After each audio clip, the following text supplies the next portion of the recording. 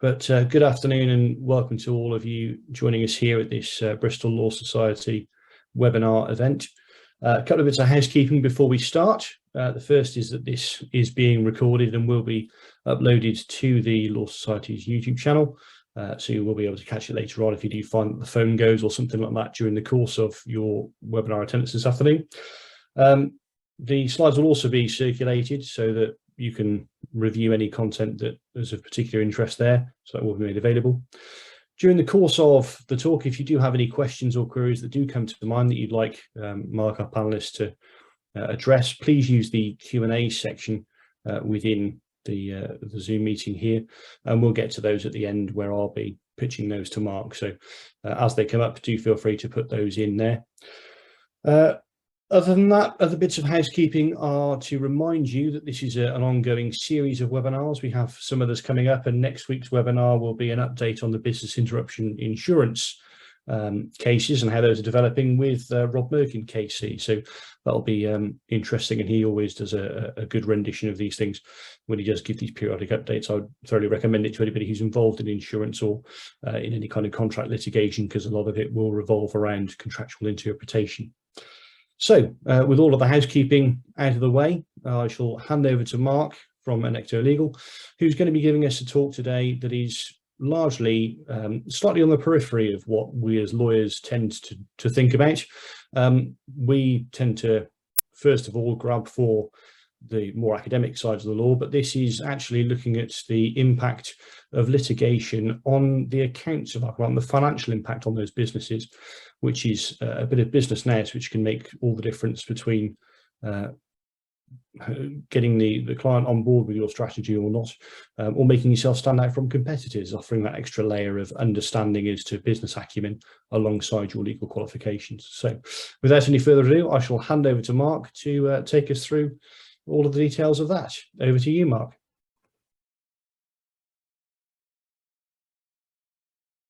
Thank you, Stuart, and thank you to Bristol Law Society for hosting us today. My name's Mark Beaumont. I'm one of the founders of Annecto Legal Limited. We've been established for almost 10 years, assisting clients in arranging litigation funding and AT insurance and other forms of dispute insurance for litigation and arbitration matters of all sizes, really. One of the things that we think is very important as fee earners is looking at how you attract clients, retain clients, and obviously are profitable as a fee earner and as a department. Clearly, the big obstacles to pursuing litigation and dispute resolution generally are the costs and the risks and how they impact on clients. So that's really what we're going to be looking at today, is what are the impacts on a client's accounts of the costs and risks of litigation. We're going to be looking at this chart a lot today.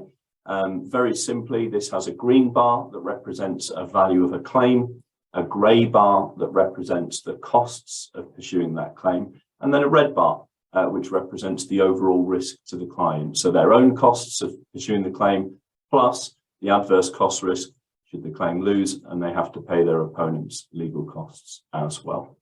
So we're using some arbitrary numbers here just to give you a feel for how this might work. So we're using a claim value of 30. I've not put a particular denomination against that, so it can mean whatever you want it to mean, depending on what types of cases and size of claims you work on. A claim value of 30, costs of 2, and overall risk to the client of 4, because that's their own costs of 2, and estimated adverse costs of 2 as well. So they're represented very simply in those 3 different colours, and we'll look at them in various different forms as we move forward. So from a client's perspective in how they account for this claim value and their costs, it works in slightly different ways. So the value of the claim does appear on a company's accounts, but it'd appear as a contingent asset. So it's not real money sitting within the accounts, it's contingent upon the litigation concluding successfully and then making a recovery. So it does appear in there, but it doesn't actually impact on their profitability. The hard costs in the grey bar very much do appear in real terms within the accounts of the business, and they would impact quite simply on the bottom line. It's not like you're selling more of your product in order to fund legal fees. They're simply an additional cost to the business that eats into your profitability. The red bar, the contingent risk of having to pay the opponent's costs as well, is a contingent liability. So it's dealt with more like the contingent asset of the claim. So the important bit from an accounting point of view are these hard costs in grey, and what can we do about them? They're the real obstacle to the client moving forward. This is looking at kind of what happens in real terms from a client's accounting point of view. Many of the businesses you deal with will account using EBITDA. You don't really need to understand the full ins and outs of that, but very simply, EBITDA is earnings before interest, tax, depreciation, and amortization. Quite simply, it's the profitability of a business. So if you're going to reduce the profitability, what does that mean to the company? So your legal costs, if you like, are the big factor here. So the grey bar, that's just disappeared for a moment because there is no negativity on the company's accounts from that green bar. What we're looking at here, and hence, looking south, if you like, is what are the negative impacts of the costs and the risks on a business balance sheet while litigation is ongoing? Well, if you're using EBITDA or some other form of accounting for your business, what you'll have in your industry is a kind of multiplier. And what that takes is basic your profitability as a company, and then uses an industry normalized multiplier to calculate the value of your business. So a pretty common one might be 5, they could be 10. In some industries, tech industries, for example, historically have had very high multipliers, could be 20 or 30 in some scenarios for fintech, for example. But we're using a very moderate one here of ×5. So we're taking the two costs, that kind of reduction in profitability caused by the legal costs, we're multiplying it by 5, and that gives a true impact on the business. By doing the same thing with the overall risk, we get negative 20 because it was 4 as an overall risk. Multiply that by 5 and you get 20. So this is the real kind of drag on the company accounts. Now bear in mind that this could be a drag that happens for 1 year's accounting, could be 2 years accounting, all depends on how long the dispute runs on for and how long costs are going out and have to be accounted for by the business. Now, when you think about all of the different things this could impact upon, you could be a business that's looking to sell. Obviously, your value is depreciated by this ongoing legal action. You could be a company looking to raise funds or get investment. Well, that's a lot harder to do, or you're going to get a much worse deal if your profitability is lower than it would ordinarily be. You may simply be looking to borrow money to grow the business, and that might be harder because you don't look as profitable anymore as a company. So there's all kinds of different things that can be impacted simply by having this drag, this anchor effect, the weakening of the company accounts by having to spend money you didn't want to on legal fees. This is looking at the chart where we can actually see the claim value here on the screen, and we can also see that drag effect on the accounts when the litigation's concluded. So this is a scenario where we've won.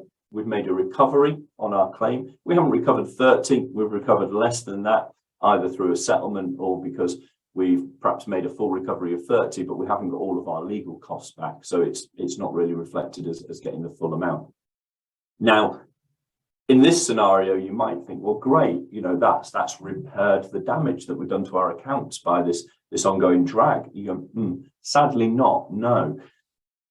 The hard costs of litigation and the risks on the balance sheet are very real, and they've happened for a year or 2 years, maybe longer. They're there, and there's not much you can do about that at this point of settlement or winning your claim. The green bar, your recovery, does now appear on your accounts, but it appears as a one-off exceptional item. It doesn't appear as something that corrects the costs and the losses to the business over the previous 2 accounting periods or however long. So even in the scenario where litigation has been successful, the negative effect of the litigation on your accounts is still very, very real. And this is where we've won. Imagine the consequences to the business where you don't even have this kind of one-off exceptional item to put onto your accounts. The damage done by litigation costs is real and it's continual. And this won't just disappear the following year. You know, if you're looking at a business account to acquire the business or value the business, you'll often go back 3-5 years to look at what shape the company's been in over that time. These impacts will still be there when you're looking back. So these are real damage, real costs to the business that are important to understand. And that's why, you know, when you're thinking about, you know, clients' perceptions of taking on additional costs to pursue a dispute, it's a real concern for them and something that will prevent them from pursuing a lot of actions that may have actually been sensible commercial choices in your mind to pursue. You know, the damages outweigh any costs. But actually, when the business is looking at it, that balance isn't quite there for them. And it's when you see the full picture, you can see why that might be the case. This is exactly the same claim, but what we're looking at here is a reduction in the value of the claim, because what we've done is we've said to other businesses, so funders, insurers, will you take this risk off our balance sheet? Will you shift the costs and the risks of litigation onto your balance sheet for us? In exchange for that, we will give you some of our claim value. Hence, that green bar is reduced down a little bit, but the grey bar and the red bar now have gone completely. So we see the value of our contingent asset reduced, and that reflects the de-risking that we've done there, but you've completely neutralized the negative impact of the dispute on your balance sheet, which is absolutely fantastic. You know, much better position. You don't have that negative drag beneath the line anymore that was there previously. However, what you will have in that scenario is still the time costs from a business point of view of managing the litigation, you know, dealing with providing information for you, witness statements, all of the other time costs associated with pursuing a dispute. And any recovery you make into the business is obviously going to be some way off into the future. This claim might settle in 6 months, could be 18 months, could be 2 years, could be further down the line if the other side decides to really drag it out. That money that you might get in the future, that contingent asset, does have some value to you, but it's obviously reduced by the fact it's uncertain and it's way off into the future. And if someone, you know, to put it into something very easy to understand, if someone offered you £10 today or £10 in 3 years, you know, you'd always take the £10 today. And if someone was going to delay paying you that for 3 years, you'd probably want something significantly more to justify not taking the £10 today. That's just the way we all think about money, and businesses are no different at all. So even when you neutralize the cost risk to the business, there's still this issue of, look, you know, this money is way off down the line and not certain anyway, and it's going to cost us time and effort to actually recover it. So could you shift the scales even a little bit further to make it more advantageous for the business to pursue the claim? Well, potentially. And this does depend on the kind of value of the claim and whether there's enough in it to justify doing so. But where you've got, you know, reasonably sized claims where, you know, in the example we had a claim worth 30 where the costs are 2, well, it may be that a funder might have been willing to invest, say, 3 in that claim. The legal costs were only 2. What a business may want to do in that scenario is say, okay, well, we'll take the 3. We'll take all 3, we'll spend 2 of it on the legal costs. The other 1 we'll invest into our business. And that allows us to do things today to grow and improve our quality of our business over the next few years, whilst we wait for this contingent recovery that may come in from a resolution of the dispute. In exchange for taking that additional money today, they'll be writing down the value of their claim, their contingent asset, a little bit further, because they'll be giving more money away to the funder in exchange for giving them that advance cash today. But obviously, there's value there in the business in taking that cash today. It's useful to them, and it's a definite, it's a bird in the hand, you know, rather than 2 in the bush. And if this claim goes on to be unsuccessful, they don't return this money. This is non-recourse finance. So a funder would be giving this money, the 2 million for the cost, the 1 million to invest in the business. And even if the claim goes wrong, they never get that back. Excuse me.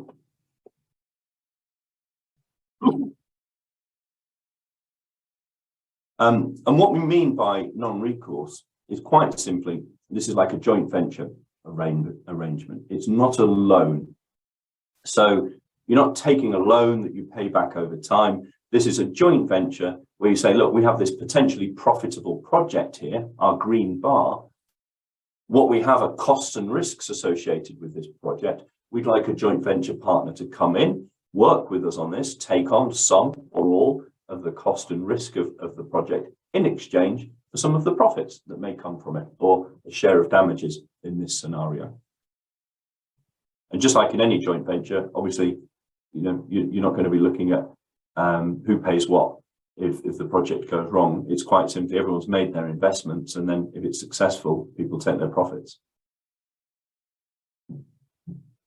When we looked earlier at the EBITDA multiplier effect of what happens when you have cost and risk sitting on your balance sheet, obviously, if you apply a multiplier to that, those negative effects become bigger and bigger and bigger. Well, the same happens in a positive sense. If you were to put cash onto a company's balance sheet, that same multiplier effect would happen, but now it's happening in a positive fashion. And what you can see is an impact of, a small amount of cash coming into a business, once it goes through that multiplier effect, can appear to have a much greater impact on profitability. And just as in the same way as the negative impacts kind of last over time, even when they're finished, the same would happen with any positive impact. So this can have real long-term improvement in a business's accounts. When we add in the fact that shareholders in businesses don't hold shares for the same kind of periods that they used to historically, senior decision makers in businesses don't spend the same time in roles as they used to historically. You may have general counsel, finance directors, CEOs who are moving on either within the business or into other entities after just 2, 3, 4 years in a role. When you think of the lifetime of some litigation and arbitration matters, they could be coming and going within a role before a matter's even settled.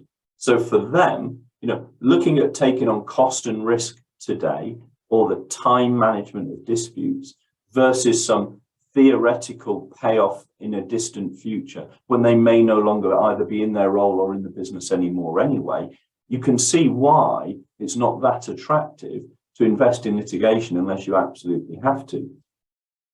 By shifting this risk off the balance sheet, and indeed sometimes by providing cash upfront into the business as well, you can massively change that decision-making dynamic, make it much more attractive to actually pursue things today rather than putting them off into the future.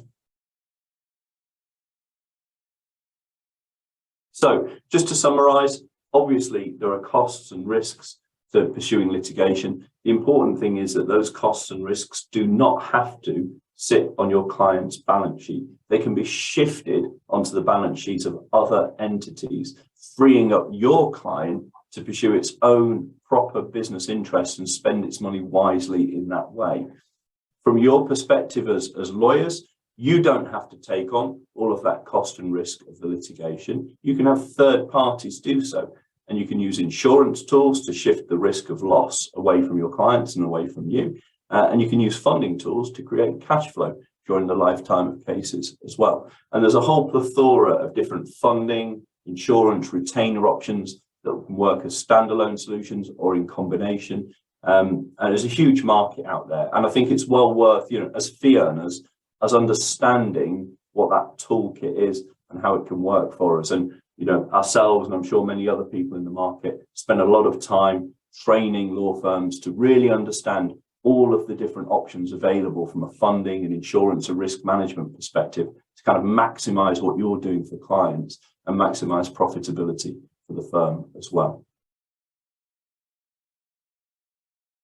So that's it for the kind of core of the topic. I think we're going to spend some time now looking at questions that have been raised during the course of the chat, and I look forward to seeing what things people would like to discuss. Thank you very much.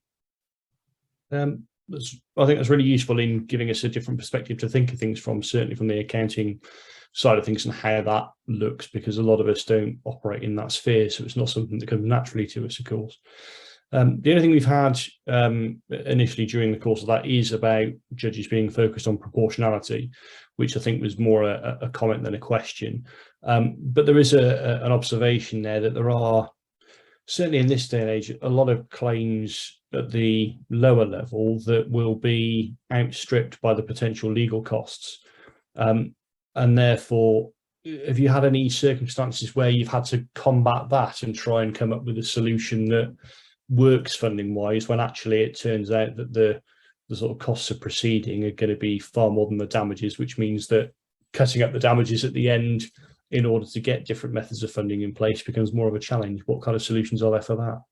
Yeah, that's most definitely a challenge. It's very difficult to find joint venture partners to come in and, I know, spend £100,000 helping you do a development out the bottom of your garden, when you think that development, when it's completed, is going to be sold for £50,000. It's difficult to justify why anyone would want to get involved in a project like that. And litigation investments are no different. If you're looking for people to come in and take real risk and spend their own money on a claim, there has to be something in it for them. So it doesn't really make sense to try and attract joint venture partners to an unprofitable project. The question then comes back to, well, why would anyone want to pursue that unprofitable project? And there may be scenarios where it makes sense for a client whose problem it is to pursue a claim, even when the return financially on their investment in that claim doesn't really make sense. There might be wider business reasons why they need to pursue it. The only things you really can do in those scenarios is go, okay, if this doesn't really work from a return on investment point of view for the client, how can we try and shift the dial on that a little bit? And where you might find opportunities to do so would be to say, just as one example, perhaps run a claim where you're operating on staged fixed costs for the client. So you're able to give them some element of certainty around costs. You might think it's a very good case that you're almost certainly going to win. So you need to offer some certainty to the client. But what you don't want to do is offer those fixed costs by phases to the client and then get to the end of the claim, be successful, and not even be able to recover all of those costs back from the opponent to the benefit of your client. So you might look at things like a discounted CFA, where you go, look, our fixed cost per phase is a reduction on what we would normally charge. But if we're successful, we'll seek to recover a much higher hourly rate from our opponent than these fixed costs that you're paying as we go through. You've got to be careful there to make sure, obviously, that you don't remove your client's liability for those increased hourly rates at the end. Your client has to be liable for those additional costs in order for you to be able to recover them from an inter-parties basis. But things like that can maximize costs recovery, which obviously can make those kinds of disputes a lot more attractive to pursue from the client's point of view, and give them some element of certainty around costs, which allows them to budget properly. But in terms of bringing in kind of third parties to do that, it just doesn't really make sense. If there's no financial incentive to pursue something, then it's difficult to justify getting an investor involved in those kinds of cases. The only exception to that would be where there's perhaps a portfolio of claims. So you could have a corporate where they have lots of lower value matters and some significant matters in there as well. And you could bundle that up and say to someone, look, we want you to take the costs and the risks across this entire portfolio. There's going to be elements of this where essentially you're not making any money and might even be losing a bit of money. But the quid pro quo is you also get these bigger claims where there's some real value in there. The client's happy because they're shifting all of that risk off their balance sheet. And a funder or insurer might be happy because they're getting access to some, very attractive claims in amongst all the other stuff that just needs to be dealt with at the same time. And from the law firm's point of view, they get to be instructed on all of that activity. So financial instruments do exist to shift risk away from businesses, but there has to be some kind of mechanism to reward whoever's taking that risk on. And I think that's a really important perspective for us to bear in mind. Is, I think, like I said at the start, a lot of the time we're quite flawed by looking at things purely with our lawyer's hat on, and actually forgetting to look at it from the point of view of sort of business acumen, investor thinking. If you've got a case where your costs are going to outstrip the amount in dispute, like you say, it's not an attractive investment prospect, but a client who's really keen to pursue that, who knows that they will get the vast majority of their costs, if not all of them, back on at the end of it, depending on what you've arranged with your client. They're far more likely to put money into it. But again, if they don't have the resources available, it's just an unfortunate set of circumstances that they're not going to be able to find someone who's going to just charitably give towards that cause necessarily. And you may have to look at other things. There are crowdfunding platforms and things that have got involved in justice recently and things, and you have to look down those routes rather than those who are doing it for business purposes. Yeah, and we've seen cases where, crypto fraud and things like that, where any individual's claim on their own isn't really viable to pursue. But if it's obvious that a multiple of people have been affected by the same issues, if you can find ways to attract them in to form a small group, whether that's a kind of formal group or just something that you're informally kind of clubbing together to share cost and share risk, that can work as a way to move things forward. And what I would say is, we're always happy to have a chat with people on a no names basis a lot of the time, just around how viable something might be, what options could be available in the market, how you can structure things to try and make it attractive to clients, or indeed to just provide that information to go, look, on this particular claim, these are the reasons why it doesn't really work from a funding, from an insurance perspective. And at least then you can go back to the client and explain to them properly what the issues are, why this isn't something that's viable, and therefore why they basically will have to either fund it themselves or forget about it. And that can be useful advice to give to clients. At least they fully understand what their options are and why. Yeah, absolutely. We had one question come in that was prior to the webinar. And I'm going to mention it just so that whoever put it in knows that we have considered it. But really, I think your entire presentation has pretty much addressed it, Mark. And that question was, well, conditional fee agreements are suitable solutions if a claim's got merits. And that's something that this particular fee analyst has to keep in mind throughout. But the question was, are there any other funding models worth considering as part of providing best possible cost advice? Well, that's a very, very wide question that would require a couple of webinars in its own right, I think. But I think, certainly what you've given us today, Mark, gives a flavour of what avenues and what combination of avenues could be used throughout. And I think whoever did put that question in, if there's a particular claim that you're thinking of that you want to talk to Mark about, I can thoroughly recommend it, and you can get some good advice there as to which combinations might work for that particular circumstance, because each case will be different. So parking that one there, we've got this is a really good question, actually, that's come in, which is who provides instructions on the dispute once you've got funding agreed, and how much control does the client retain on the strategy of the case? Yeah, so in insolvency matters, funders can take assignment of a litigation and become the client at that point and control every aspect of it. Aside from insolvency, all funders can do is provide liquidity, provide cash flow, and that is it. So, Champerty maintenance rules still apply. The client is still going to be the client. They'll simply be financed by someone externally. So you take your instructions from the client. What you may have, what you're likely to have, are clauses within the funding documents, within the insurance documents, that say that the client needs to follow reasonable legal advice. And what that means is, if you've got a claim, there's a settlement on the table, it's 3 months before trial, the other side's put forward a really good offer. You as the lawyers, solicitor and counsel are in agreement that this is a really good offer, that the risks of going to trial far outweigh the offer that's on the table at the moment. Then the expectation would be that the client would follow that advice and take that settlement. And there'll be clauses within a funding contract that say if they don't do so, there'll be penalties for not following that advice. And those penalties can range, but they would be outlined at the start when you enter into that contract. But aside from that, it's really about keeping funders and insurers informed as to what's happening on your case. Are they aware of developments in the claim? Are they aware of any offers that might come in? Why those offers are being rejected and the claim is continuing, the merits of the case, have they changed at all? It's just about keeping people informed, really, in the same way you would with any joint venture partner on any kind of JV you ever did in life. You wouldn't expect to just take their money, go off, spend 3 years working on the project, and then turn around at the end of it and tell them what's happened. You would expect there to be fairly regular you know, updates as to how things are progressing, and that's all the expectation is. You know, funders don't expect to be controlling litigation, and you know, we've seen historically some funders come into the market really kind of badging themselves up as being able to provide advice, you know, additional legal skills and what have you, over and above just capital.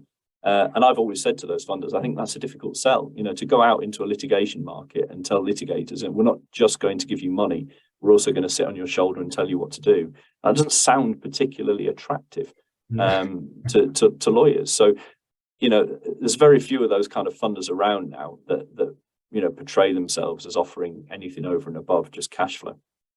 And I think a lot of that would dovetail with, yeah, any of us who do acted on insured stuff. There's lots of different clauses, but the bottom line to explain to your client is that they're all worded in such a way that you have to make decisions as if you were spending and investing your own money. You know, it's not just a blank check to do whatever you want. And if we're telling you you've got options A, B, and C, option A is a great option. Options B and C, they're available to you, but I wouldn't recommend them, and they're going to cost a fortune. You know, if you want to go for B and C, then you need to get express authority from whoever's paying the bills, because it's a bad idea. You know, a lot of it's common sense in that respect. Indeed. We've got one more question in our list at the moment. So while we're answering this one, I'll put out a last call for any questions before we close. And if there are no more by the time we finish answering this one, then we will wrap it up. But the other question we've got here is where you mentioned, Mark, about the key staff turnover in a lot of businesses. There's a question there as to whether or not that would be of concern to funders, and do they ever look to somehow limit their liability or link their risk to locking in key individuals at all in order to prevent the sort of adverse impacts of changing of hands? Short answer to that would be no. The slightly longer answer would be, if there are key witnesses to a dispute, and there's a chance that those witnesses might go off and not be available anymore, obviously that would have a detrimental impact on the litigation. And there might be clauses put in that ensure that those witnesses are still available to provide their evidence should the time come. Often one of the things there would be to just get that evidence down on paper as soon as possible. And when you've got funding in place, obviously there are more resources to be able to, you know, upfront invest in things like witness statements, rather than perhaps waiting another year or two to actually get those down on paper, is to just get them immediately. There are insurance tools you can use. So, you know, if you've got, that we shouldn't get too morbid about it, if you've got a particularly elderly client who's a key witness, you know, of facts to what happened, or someone who's not well, you may want to ensure their availability, so that, you know, if their lack of availability at a trial or arbitration has a negative impact on the case, that's actually an insurable risk. I've seen that even done with arbiters as well. Or judges, where they're absolutely crucial to a claim. It's not a particularly expensive thing to do, but there's loads of different kind of funding and insurance tools out there that are not used particularly often, but are available, you know, should they be required.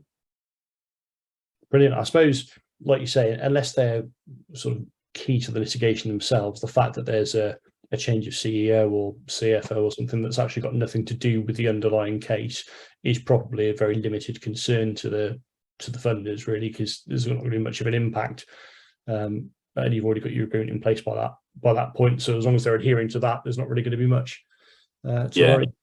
Exactly. Okay, well, I think that's all of the questions that we've had come in. There's no more that have come in while we've been answering that. So all that remains is for me to thank everybody for attending. Thank you, Mark, on behalf of everybody here, for taking the time to present that to us and give us some food for thought. And just to remind you all again of next week's webinar on business interruption insurance. We look forward to seeing you then. Thanks, guys. Thank you.